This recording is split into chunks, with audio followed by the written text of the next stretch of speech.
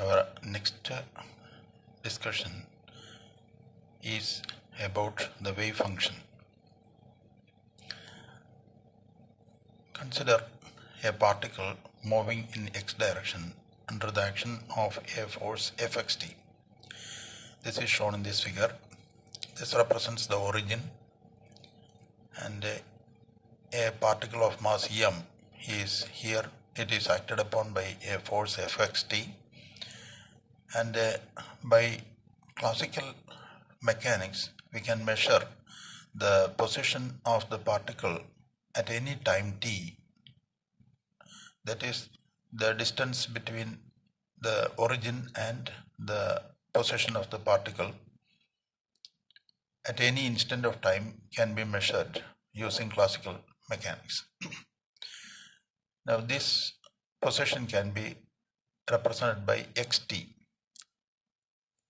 As time goes, the position of the particle is also increased, or the xt is also increased. If we know xt, we can find out the velocity of the particle v, which is equal to dxt by dt. If we differentiate the position with respect to time, we get velocity.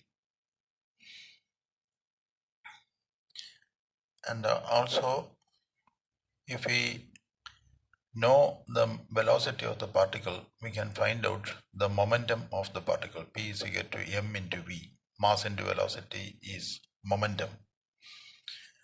And when if we know the velocity, we can find out the kinetic energy of the particle, which is equal to half mv square. Now similarly, any dynamic variable can be measured using the classical mechanics. To determine the position of the particle, we can apply Newton's second law of motion.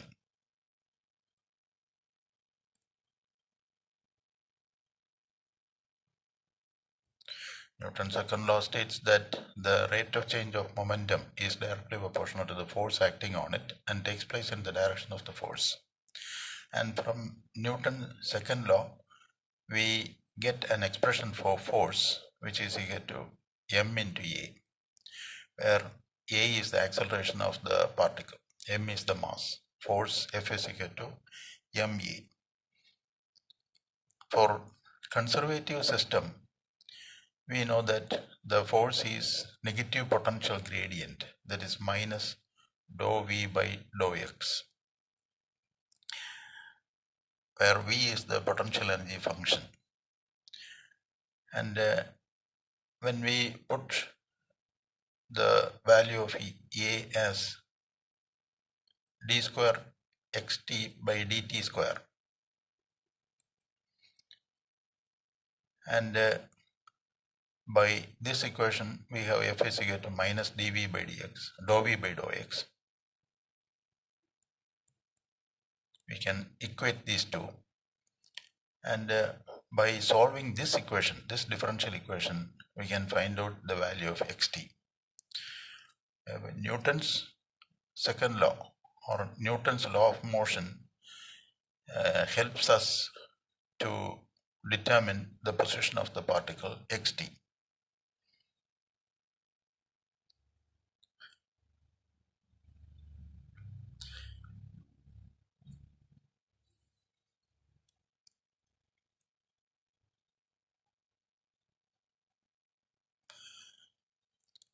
But in quantum mechanics, we look for the particle's wave function.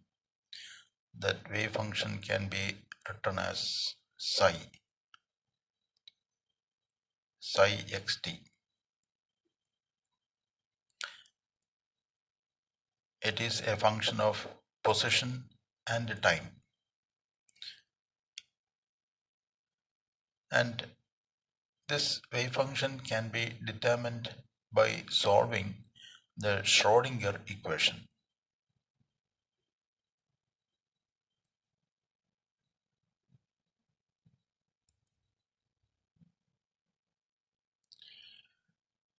The Schrodinger equation is I h cross dou psi by dou t is equal to minus h cross square by 2m d dou square psi by dou x square plus pxi. This is the Schrodinger equation, and we get psi by solving this differential equation. Here I represents root of -1, which is the imaginary quantity. H cross is equal to h by 2 pi is Planck's constant divided by 2 pi. H is Planck's constant, its value is 6.625 into 10 raised to -34 joule second, and H cross or H cut is equal to h by 2 pi is equal to 6.625 into 10 raised to -34 divided by 2 pi. When we put the value of pi, we get the value of H cross as 1.05457 into 10 raised to -34 joule second. Here m is the mass of the particle. Psi is the wave function of the particle. That is,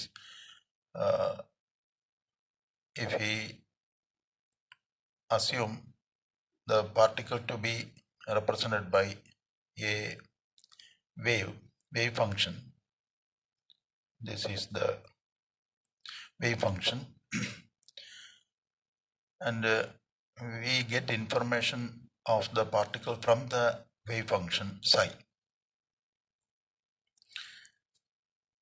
In this equation, Vx represents the potential energy function, and if we know the initial wave function psi x0, that is the wave function of the particle at position x in the time 0, at time 0, now we can easily find out the particle new wave function at time t, which can be written as psi xt.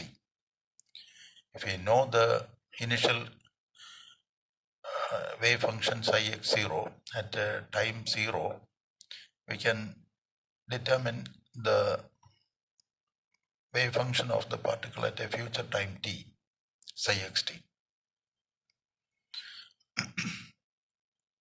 Now we can find out the wave function at all future time.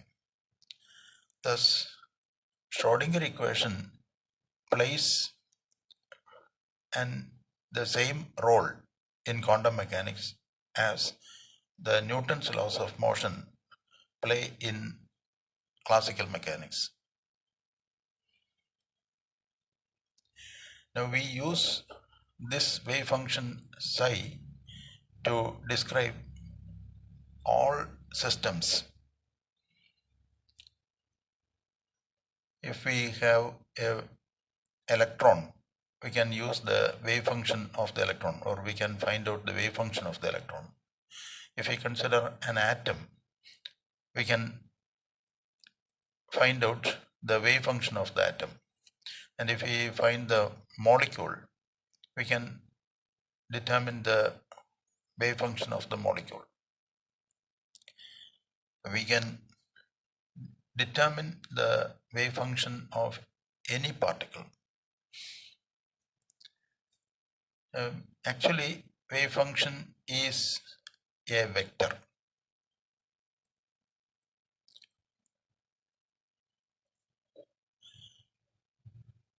It is not in a vector in the three-dimensional space, but it is a vector in a space called Hilbert space.